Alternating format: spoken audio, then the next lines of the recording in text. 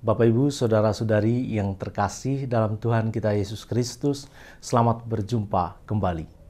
Minggu Prapaskah kelima atau yang dahulu sebelum Konsili Vatikan kedua disebut Minggu Sengsara biasanya ditandai dengan penandaan yang istimewa, yaitu penyelubungan salib, patung, dan gambar kudus dengan menggunakan kain berwarna ungu, kecuali gambar-gambar perhentian jalan salib.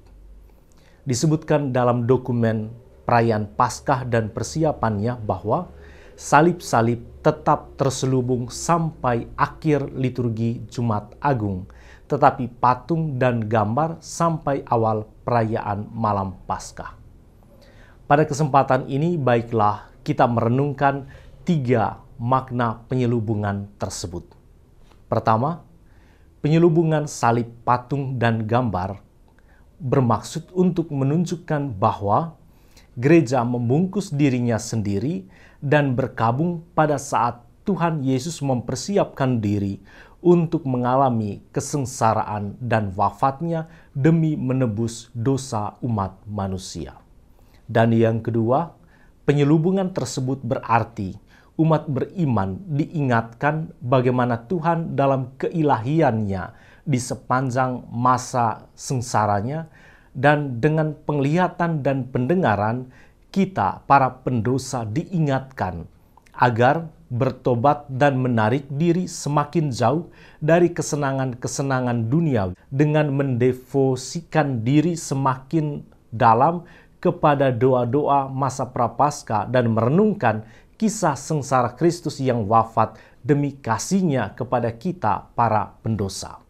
Dan yang ketiga, secara liturgi, gereja mengesampingkan semua lambang sukacita dan menampilkan dalam kata dan perbuatan kesedihan dan penitensi yang harus mengisi setiap jiwa orang Kristen pada saat merenungkan peristiwa-peristiwa akhir dalam kehidupan penyelamat kita di dunia ini. Bapak, Ibu, Saudara-saudari yang terkasih, penderitaan Kristus bahkan kematian Kristus di salib memiliki satu tujuan khusus, yaitu agar setiap orang yang percaya kepadanya memiliki hidup. Hal ini disampaikan Yesus dalam Injil pada hari ini, Injil Yohanes bab 11 ayat 1 sampai dengan ayat 45.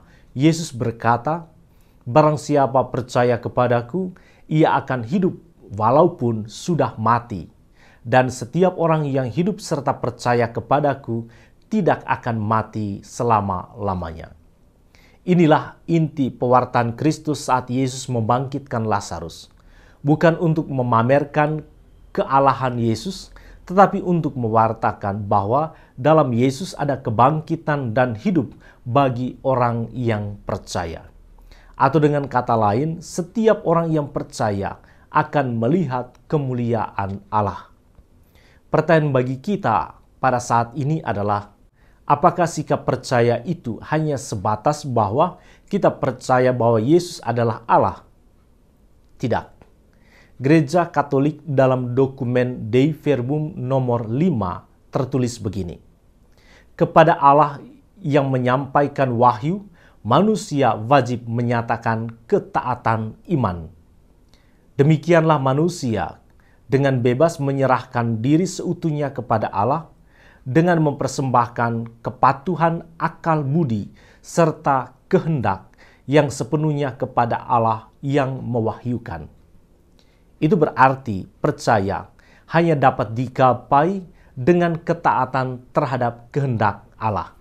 Kehendak Allah dalam Perjanjian Lama itu tertulis dalam 10 perintah Allah yang berisi perintah pertama sampai perintah ketiga berisi perintah untuk mengasihi Allah. Selanjutnya perintah keempat sampai perintah yang ke-10 berisi perintah untuk mengasihi sesama. Dan dalam Perjanjian Baru, Yesus juga mengajak kita untuk mengasihi Allah dengan segenap hati, dengan segenap jiwa, dengan segenap akal budi, dan dengan segenap tenaga. Dan Yesus juga mengajak kita untuk saling mengasihi seperti Kristus telah mengasihi kita. Cinta Kristus nyata pada penderitaan dan salib. Itu berarti percaya dalam arti yang paling dalam, itu berarti taat pada kehendak Allah yang menghendaki kita mengasihinya dan mengasihi sesama. Dan setiap orang yang percaya menurut Yesus akan melihat kemuliaan Allah. Mujizat yang dilakukan Yesus 2000-an tahun yang lalu kepada Lazarus senantiasa terus berlangsung hingga saat ini.